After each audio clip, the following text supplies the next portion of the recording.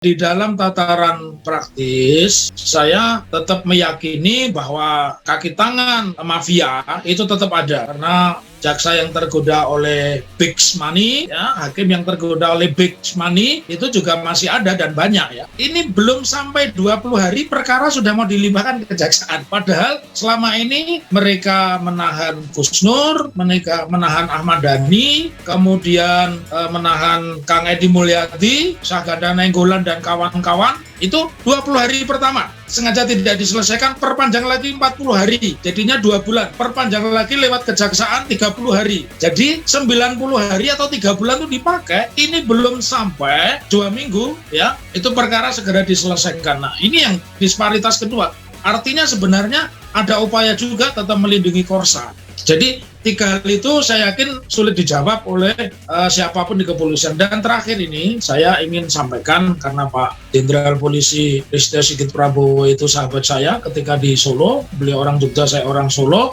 beliau kan kelihatannya susah. Nah, kalau susah, saya menyarankan ini baik hati dan tidak sombong nih, saran saya, Pak Sigit mundur aja. Nanti diganti Pak Dovir ya, yang insya Allah mampu, atau Pak Agus lah.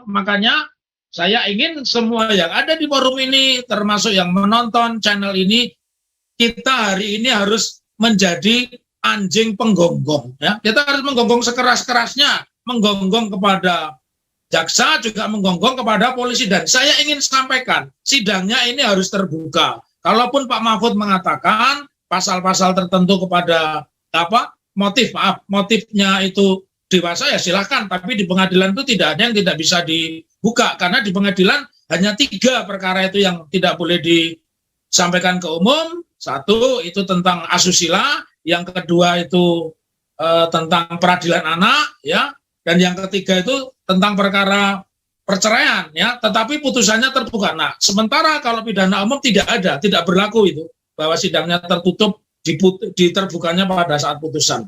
Nah, kembali kepada tema awal, maka amunisi kita sekarang ini harus menarik tali benang merah. Oh ya, kalau Bareskrim sudah menetapkan pasalnya pasal yang berat semua, ya, ancamannya maksimal, nanti kita lihat jaksanya lentur apa tidak, hakimnya nanti mencari terobosan seperti Sarpin yang mengadili Budi Gunawan. Bagaimana seorang jenderal bintang 3 tidak berkedudukan sebagai penyidik itu loh ya. Jadi sesuatu yang menurut kacamata akademik, teori hukum itu tidak ada, tetapi di dalam praktek ada.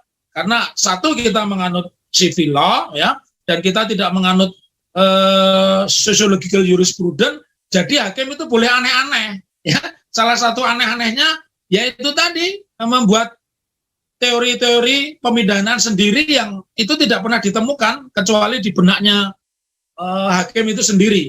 Begitu Cak Slamet.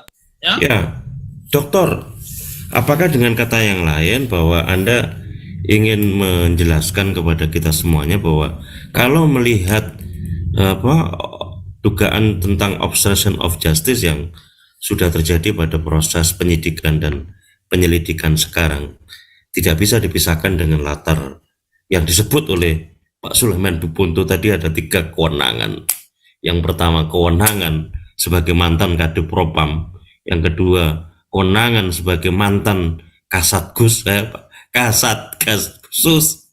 Dan yang ketiga, kewenangan sebagai, dalam tanda petik, tadi Pak Sulaiman menyebut Kaisar Sambo. Itu seperti ini existing.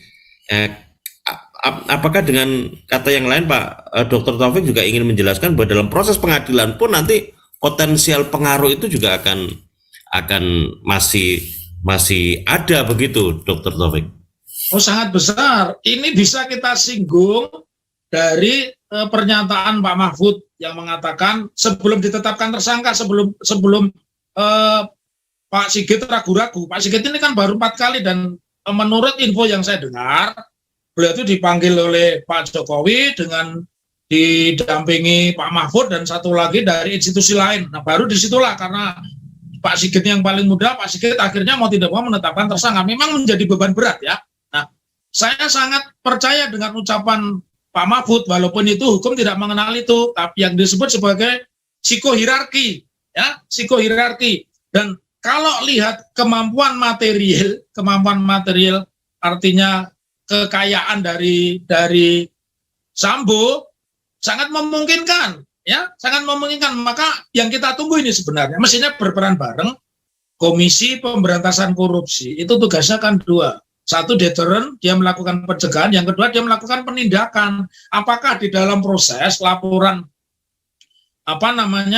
asosiasi pengacara dan juga pernyataan dari Lembaga Perlindungan Saksi dan Korban tentang upaya-upaya suap sudah ditindaklanjuti oleh Komisi Pemberantasan Korupsi apa belum? Yang saya takut tadi disebut di dalam catatan dan semua medsos maupun media online menyebut tentang Kaisar Sambo. Nah, saya khawatir, sama khawatirnya saya, kenapa saya menyebut DPR itu seperti burung perkutut, ya, yang tidak berani menekan Sambo menggunakan hak politik mereka memanggil Tito Karnavian, karena awal-awal Satgasus 2019 itu sprintnya, surat perintahnya itu diteken oleh siapa ini namanya, Tito Karnavian, dan Tito Karnavian ini linear sekali, dia mengkader Sigit, dan termasuk di dalamnya kalau lihat video-videonya Tito itu kan di sebelah kanannya ada Sambo ya. Nah, artinya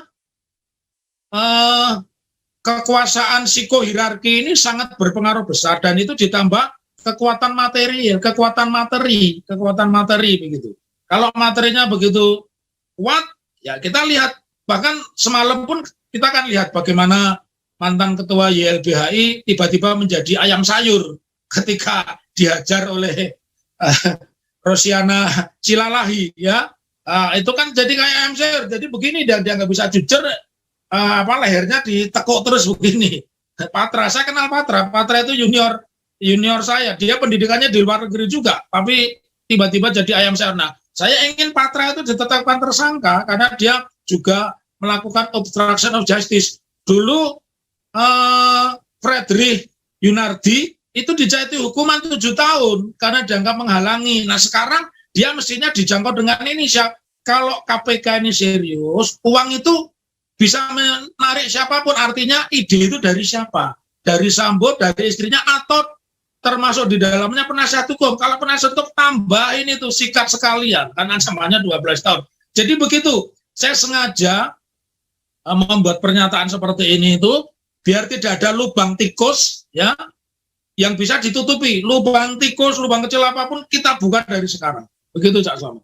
Saya menyoroti 3 hal ya. Ya, silakan dokter.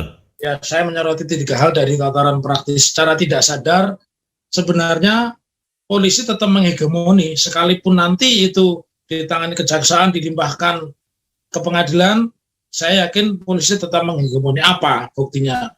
Saya yakin penahanannya tetap akan dilakukan di tahanan Bareskrim atau di tahanan Markas Brimob Kelapa II. Ya. Jadi ini transparansinya pemidanaan juga tidak ada. Jadi kalau ada orang berasumsi benar nggak sih ada yang ditahan di hotel ini, itu tidak salah ya, tidak salah. Walaupun saya juga tidak mengatakan itu mesti benar, tetapi itu tidak salah karena pemegang hegemoninya tetap polisi. Yang pertama itu pemidanaannya kan tidak dijelaskan ditahannya di mana dan sebagainya. Sementara kalau orang sipil dalam tanda petik bukan polisi, karena polisi pun sipil tapi dibersenjatai, itu kan ditunjukkan ya di borgol tangannya, ditunjukkan di muka umum dan seterusnya. Jadi kita yakin orang itu memang benar-benar sedang menjalani pemidanaan, ya. Kemudian yang kedua, disparitas yang kedua kita lihat, mungkin lepas dari pengamatan. Ini kan terlalu cepat. Coba kalau kita lihat Undang-Undang ITE, ini belum sampai 20 hari perkara sudah mau dilimpahkan ke kejaksaan. Padahal selama ini mereka menahan Gus Nur, mereka menahan Ahmad Dhani, kemudian menahan Kang Edi Mulyadi, Saganda Nainggolan dan kawan-kawan, itu 20 hari pertama. Sengaja tidak diselesaikan, perpanjang lagi 40 hari. Jadinya 2 bulan. Perpanjang lagi lewat kejaksaan 30 hari. Nah, jadi 90 hari atau 3 bulan itu dipakai, ini belum sampai 2 minggu, ya. Itu perkara segera diselesaikan. Nah, ini yang disparitas kedua. Artinya sebenarnya ada upaya juga tetap melindungi korsa, ya. Kemudian yang ketiga, di dalam tataran praktis, ya, saya tetap meyakini bahwa kaki tangan mafia itu tetap ada, karena jaksa yang tergoda oleh big money, ya, hakim yang tergoda oleh big money itu juga masih ada dan banyak, ya. Jadi dalam 3 telah tersebut, maka kita harus membutuhkan akuntabilitas. Pertama, masyarakat harus ditunjukkan juga ditahannya di mana. Ya, kemudian yang kedua, alasan apa mereka mempercepat proses penyidikan ini, kemudian merampungkan perkaranya. Ya, kemudian yang ketiga menjadi pertanyaan setelah nanti berkas perkara dinyatakan lengkap, selama proses persidangan tersangka itu mau ditempatkan di mana, ya. Jadi 3 hal itu saya yakin sulit dijawab oleh siapapun di kepolisian. Dan terakhir ini saya ingin sampaikan, karena Pak Jenderal Polisi Listio Sigit Prabowo itu sahabat saya ketika di Solo, beliau orang Jogja, saya orang Solo, beliau kan kelihatannya susah, ya. Nah, kalau susah, saya menyarankan ini baik hati dan tidak sombong nih, saran saya, Pak Sigit mundur aja, ya.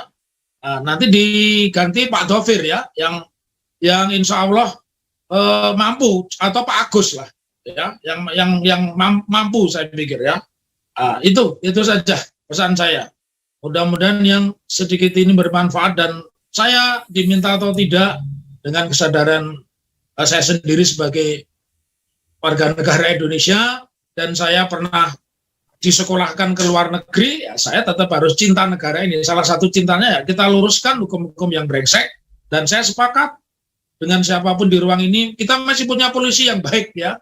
Polisi yang masih jualan kacamata untuk menambah pendapatannya, polisi yang masih jadi ini driver online juga ada. Bahkan saya punya kawan polisi itu bekerja di sekolah mengemudi setelah pas dia pulang dinas itu, ya. Polisi-polisi itu yang layak memimpin institusi kepolisian. Salam hormat saya untuk semuanya. Merdeka. Pertama saya ingin menyampaikan, kalau ingin membangun citra yang baik, maka jangan mengorbankan institusi.